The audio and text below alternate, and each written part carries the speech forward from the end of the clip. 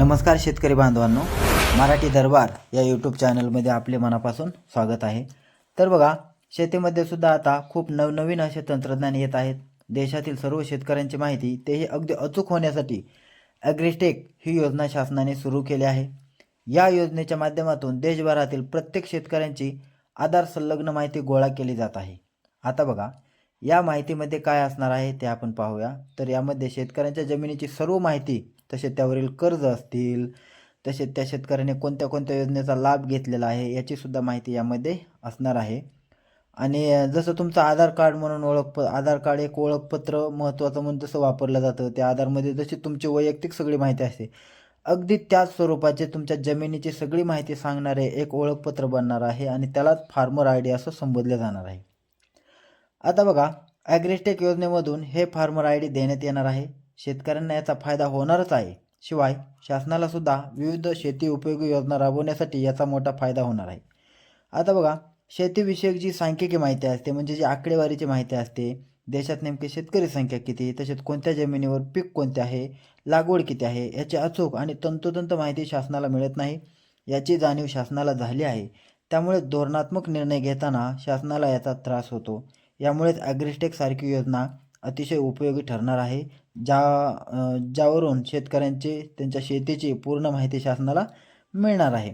जसं आधार card digital करून त्यामध्ये शेतकऱ्याची माहिती समाविष्ट असते, अगदी त्याचप्रमाणे शेतीसाठी हे एक नोंदणी प्रमाणपत्र असणार आहे आणि हे अगदी पूर्ण डिजिटल स्वरूपात असणार आहे।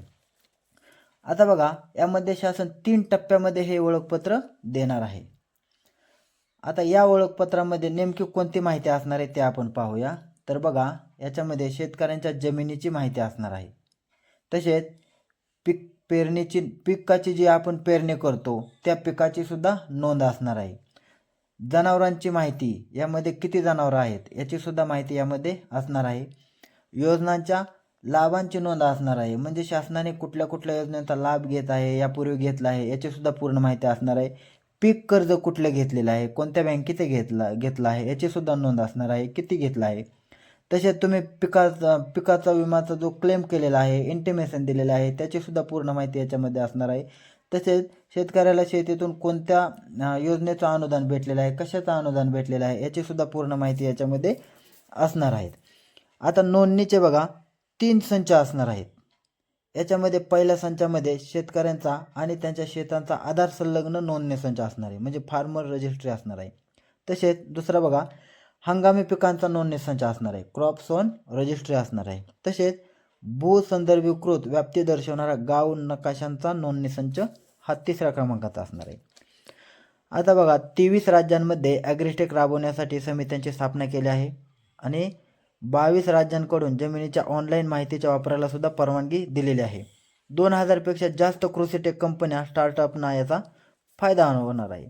आता बघा, याचा शेतकऱ्यांना नेमका फायदा काय होणार आहे ते आपण पाहूया, हे खूप महत्त्वाचं आहे शेतकऱ्यांसाठी। तर बघा, सरकारी योजनांमध्ये सहज सहभागी होता येणार आहे, तसेच अनुदान सुलभरित्या मिळण्यास सुद्धा शेतकऱ्यांना मदत होणार आहे। तसेच PM किसान असेल, तसेच इतर ज्या काय अनुदानाच्या योजना आहेत त्यासाठी पात्र शेतकऱ्यांची माहिती लगेच मिळणार आहे आणि पात्र असतील त्यांना लगेच लाभ भेटणार आहे। शेतकऱ्यांना कृषी कर्ज असेल, तसेच किसान क्रेडिट कार्ड असेल, कृषी पायाभूत निधी असेल, तसेच शेतीच्या विकासासाठी सहज कर्ज उपलब्ध होणार आहेत। पिकांचे नुकसान झाल्यास त्यांच्या विम्याची रक्कम मिळवण्यासाठी सुद्धा त्वरित शेतकऱ्यांची ओळख पटणार आहे। हमी भावासाठी शेतकऱ्यांना ऑनलाईन पद्धतीने नोंदणी सहज सोपी होणार आहे। शेतकऱ्यांना वेळेवर हवामानविषयक माहिती मिळणार आहे, तसेच शासनाला डायरेक्ट शेतकऱ्यापर्यंत पोहोचण्यास सुद्धा मदत होणार आहे। त्यामुळे हे ॲग्रीटेक ओळखपत्र आता प्रत्येक शेतकऱ्याला काढावं लागणार आहे, बंधनकारक नाही, पण हे शेतकऱ्यांना काढावं लागणार आहे, कारण याचा फायद्यामुळे म्हणजे ह्या कार्डमुळे शेतकऱ्यांना बराच फायदा होणार आहे। त्याच्यामुळे शेतकऱ्यांनी हे कार्ड काढून घेण्यास काही अडचण नाही। तर मित्रांनो, ही माहिती तुम्हाला कशी वाटली हे आम्हाला कमेंट करून सांगा। धन्यवाद।